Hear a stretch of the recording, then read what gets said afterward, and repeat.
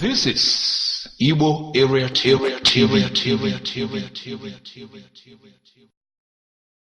Nnamdi Kanu establishes Biafra Aid Foundation in U.S.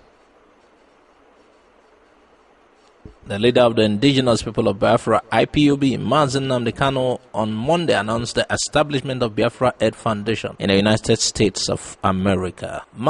Kanu, in a statement he personally signed but made available by IPOB's Media and Publicity Secretary, Mapoafo, said the establishment of the foundation is in fulfillment of the promise he made during his recent tour of the United States of America. He said the foundation will enable IPOB to fast-track the restoration of Biafra land. He said, during my recently concluded tour of the United States, I promised to set up a U.S.-based charitable organization to enable us fast-track the restoration of Biafra. I am pleased to announce the establishment of Biafra Aid Foundation in the United States of America, which I met during the last night's special broadcast. As part of this process, a grassroots fundraising initiative was agreed. The official IPOB-backed Biafra Aid Foundation bank account number is now available to enable Biafra domiciled in USA and lovers of freedom from all over the world to contribute just $1 charitable donation every blessed month until Biafra sovereignty is fully restored. Please subscribe to our YouTube channel for more updates. Saudi's governors to set up zonal security center.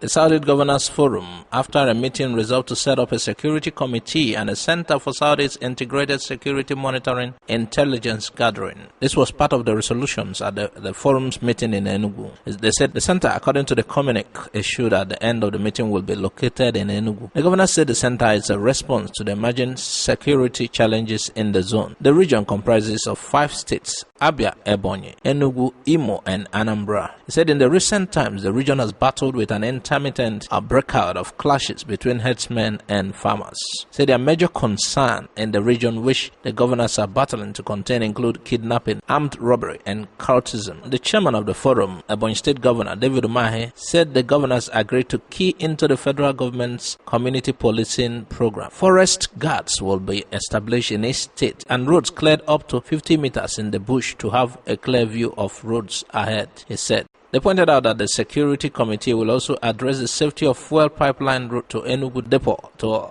ensure the resumption of the transfer of petroleum product in the shortest possible time.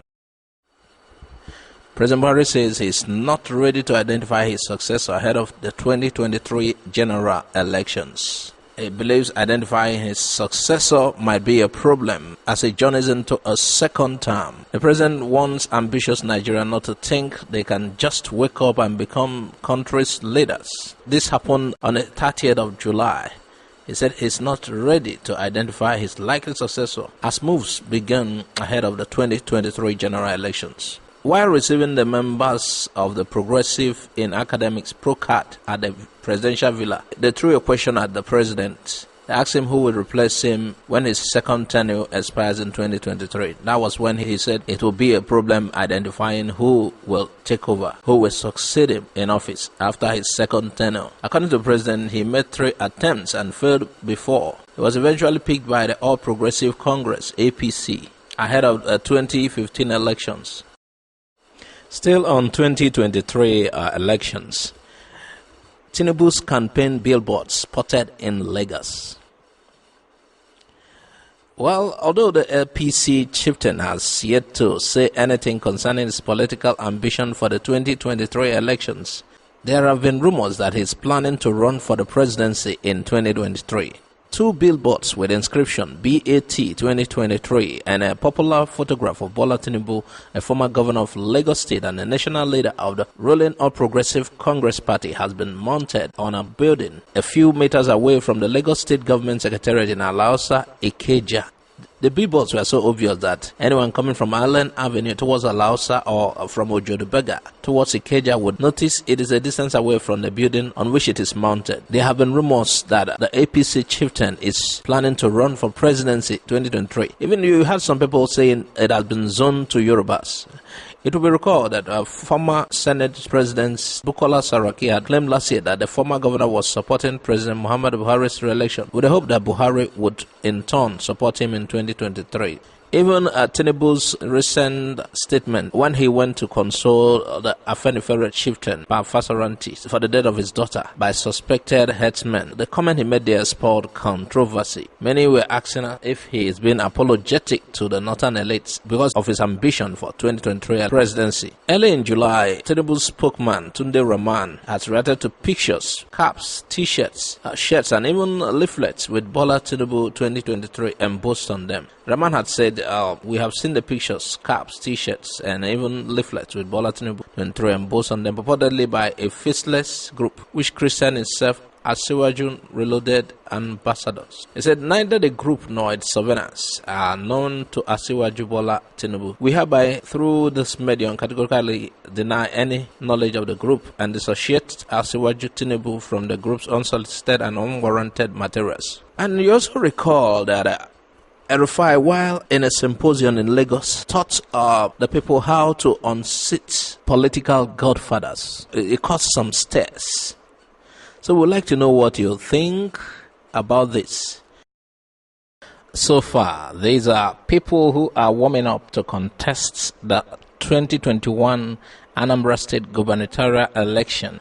Dr. Patrick Ifeanyi, Honorable Tony Moye, Professor Charles Soludo, Mr. Vincent Opara, Honorable Chukwuma Umoji, Iyom Ekwunife, Honorable Oster Chidoka, Chief Godi Ezemo, Honorable Chris Azubogu, Dr. Oseloka Obaze, Stanel Uzochukwu, Dr. Godwin Madoka, Chief Nicholas Okachukwu, Senator Andy Uba, Chief George Mogalo, Honorable Ferdinand Dozie Nwankwo, Joe Igbokwe, Obunike Ohaegbu, John Bosco Onunkwo, Engineer Bart Nwigwe. These are the big names who are consulting. Some of them will declare, some will drop after consultation. All these names will later find their way. After the pluses and minus, they will head one of those four parties: YPP, APGA, ABGA, PDP, and APC. According to the survey, the person is saying Ifeanyi will probably pick YPP ticket. P2B will determine who picks PDP ticket. Madam will impose candidate on ABGA. Tony is like the only leader in APC that has the structure. We are watching. This is just predictions. What do you think? Here are the four top contenders on the screen. Well, Nigerian schools here, some of them are having problems of ASU strike and the rest. Oh wow, these are elites, are wonderful people. These are the Buharis. These are the Atikus. These are the Okorochas. And here are the Amechis. Here are the Sarakis. The Osibanjas. Wow. Author Chimamanda Adichie has added another feather to her cap as she was featured in the Duchess of Sussex, Meghan Markle's Forces of Change list for British Vogue cover. Markle spent 7 months working with British Vogue editor-in-chief Edward Enwonwu to come up with the list, after which the Duchess of Sussex picked 15 women she believed to be strong proponents for change. In a statement by her, she wanted the focus of the September issue to be centered around the values, causes, and people making an impact in the world today. Through this lens, I hope you will feel the strength of the collective in the diverse selection of the women chosen for the cover, as well as the team of support I called upon within the issue to help bring this to light. I hope readers feel as inspired as I do by the forces of change they will find within these pages, Marco said. As you will see from her selections throughout this magazine, she is also willing to wade into more complex and nuanced areas, whether they concern female empowerment, mental health, race, or privilege.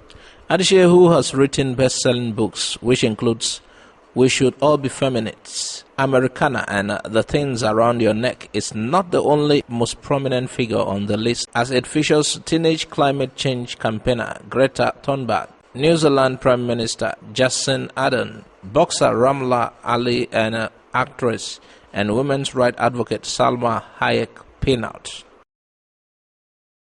Throwback photo of much younger Regina Daniels with Iniedo wows Nigerians. Humans live their lives one day at a time without being certain of how their future would turn out. For this reason, throwback photos are often viewed with fondness as people reminisce on their past. Here is the throwback photo of two talented Nollywood actresses, Ini Edo and Regina Daniels. In the photo, Ini was seen posing with a much younger Regina. What makes the photo interesting is how far Regina has come from the little girl she used to be. Despite making a name for herself as an actress, she is now wife to a much older billionaire as well as a social media sensation. Wow!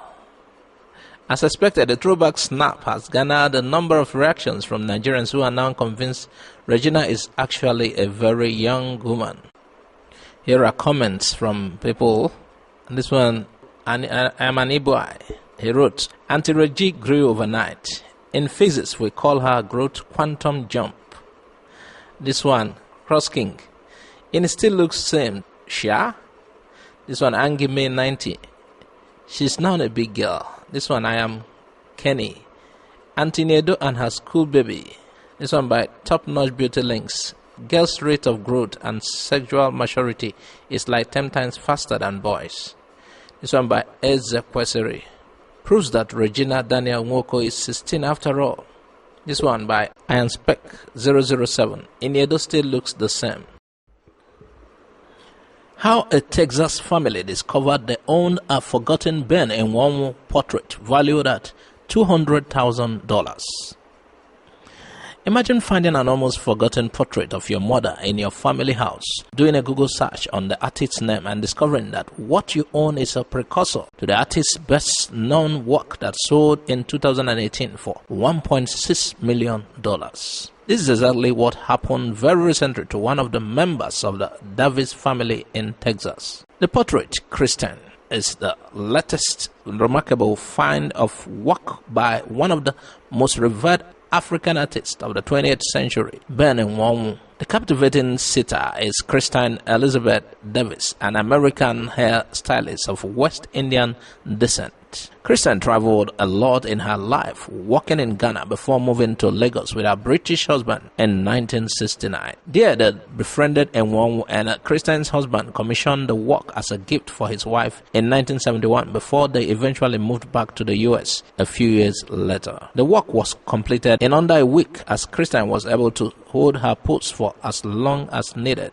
Christine, who was in her mid-30s at the time, passed away in Texas thereafter, but the painting has remained in the family ever since. The portrait is valued at up to £150,000, that is around $200,000, and will be on auction at Sotheby's Modern and Contemporary African Art Auction on October 15 in London, that's 2019.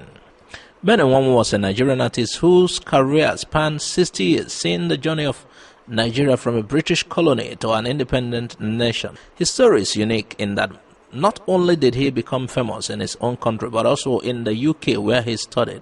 In Nigeria, he is best known for his famed depictions of Nigerian royal princess Adetutu Ademiluyi Tutu, often dubbed the Nigerian Mona Lisa. Prints of Tutu adorn the walls of living rooms across Nigeria. The 2017 discovery of Tutu is an equally fascinating story as the discovery of Christine. The long-lost painting was found in a modest London flat, and the owners had no idea of its importance or value. It sold at a record $1.6 million in 2018. Enwonwu was born in 1917 in Onitsha, eastern Nigeria, to a mother who ran a successful textile business and a father who was a retired technical assistant and a reputable sculptor, from whom the artist learned his early carving skills. The artist studied fine arts at the Government College, Umuahia, eastern Nigeria in 1934, before receiving a scholarship to study in UK in 1944, where he attended Goldsmith College, London, and Ruskin College, Oxford, and the Slade School of Fine Arts. Despite being widely celebrated as a painter and sculptor, Enwonwu was also a distinguished writer and an arts critic. His writing is as important today as it was decades back when he first wrote it. He bemoaned the pigeonhole of African art and its relegation to second-class status, despite the fact that it was a source of inspiration for the world-renowned artists from the West. He wrote, "I will not accept an inferior position in the art world. European artists like Picasso, Braque, and Vlaminck were influenced by African art. Everybody sees that and it's not opposed to it. But when they see African artists who are influenced by their European training and technique, they expect that African to stick to their traditional forms, even if he bends down to copying them. I do not copy traditional arts. I like what I see in the works of people like Giacometti, but I do not copy them. I knew he was influenced by African sculptures, but I would not be influenced by Giacometti because he was influenced by my ancestors." It is likely that this will be the last discovery of a lost Ben Enwonwu portrait. It opens up discussion about a place of art from the continent in a global world, according to Hannah O'Reilly, Sotheby's head of modern and contemporary African arts. Africans only accounted for 0.1% of global sales in 2016. While data is not available for how that figure had changed in the past few years, much more still needs to be done. Thanks for watching Igbo Area TV. Please subscribe to our YouTube channel. Also click the bell icon. Like our Facebook page. Join our Facebook group. Follow us on Twitter and Instagram. Bye for now.